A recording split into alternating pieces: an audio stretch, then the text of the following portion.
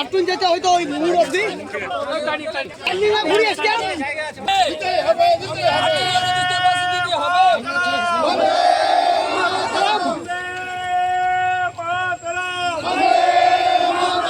তৃণমূল কংগ্রেস মমতা ব্যানার্জি অভিষেক ব্যানার্জি খলিলুর রহমান আশিস বাগচি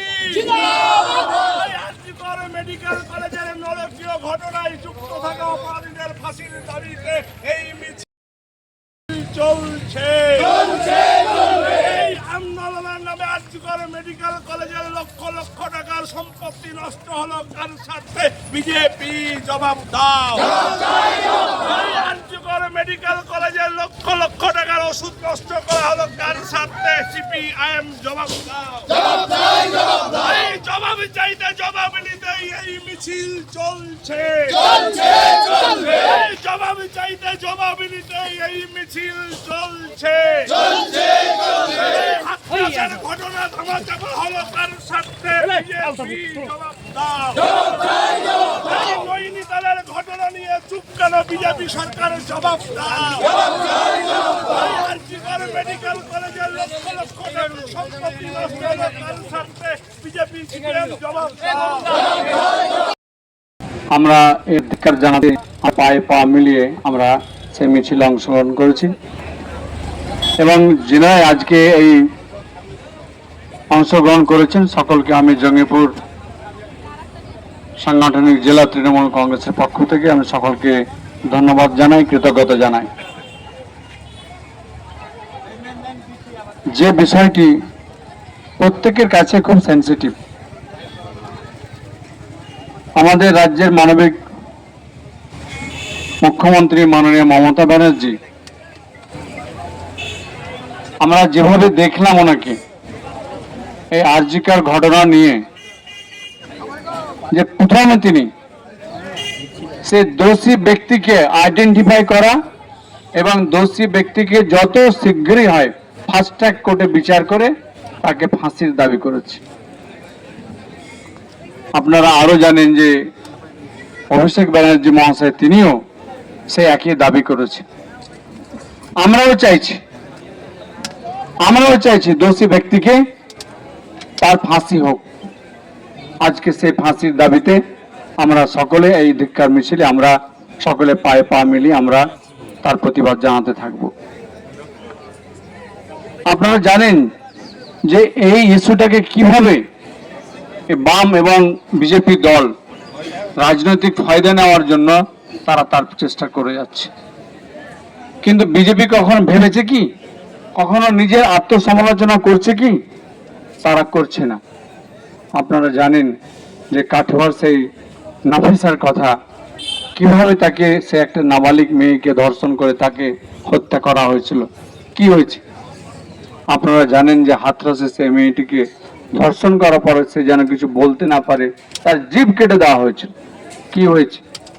অন্যায় যে ঘটনা ঘটেছিল সেখানে তারপরেও এক মন্ত্রী ছেলে নিজেকে জিভ চালিয়ে কয়েকজনকে আরো তিনি খুন করেছিলেন।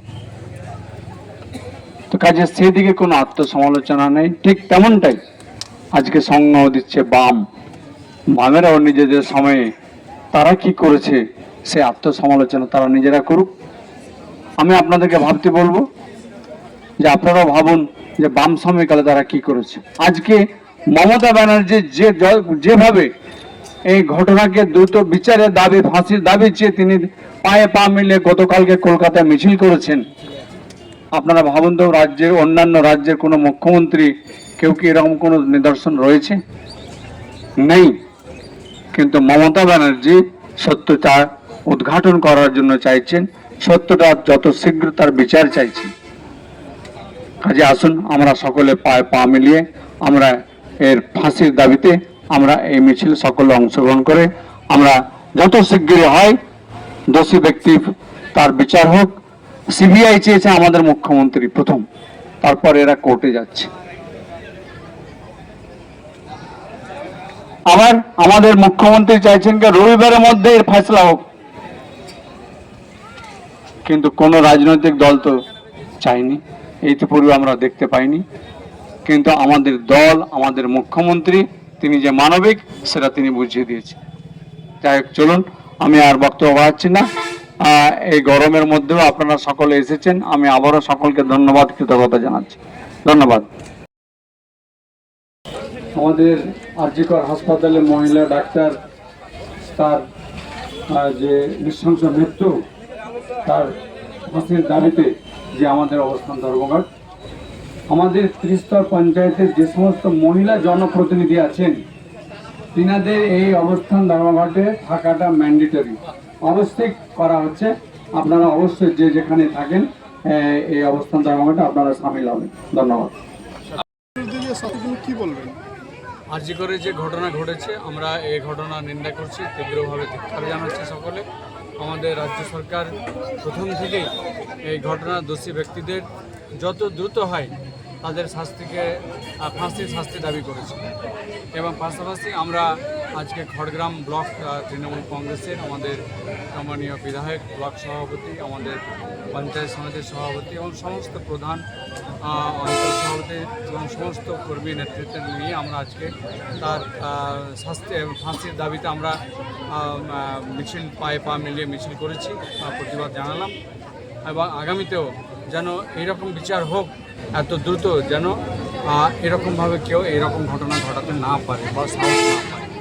এবং যেভাবে বাম, বিজেপি, কংগ্রেস যেভাবে আরজিকরের যে ঘটনাকে কেন্দ্র করে যেভাবে আরজিকর হাসপাতাল সহ রাজ্যের বিভিন্ন জায়গাতে যে সমস্ত অপপ্রচার করছে আর কি, তা অত্যন্ত দুর্ভাগ্যজনক আমি মনে করি। আমাদের সরকার প্রথম থেকেই দোষী ব্যক্তি ফাঁসি দাবি রেখেছেন, ফাস্ট ট্র্যাক কোর্টে বিচার করে তার দ্রুত নিষ্পত্তি করে তার শাস্তি দাবি করছেন।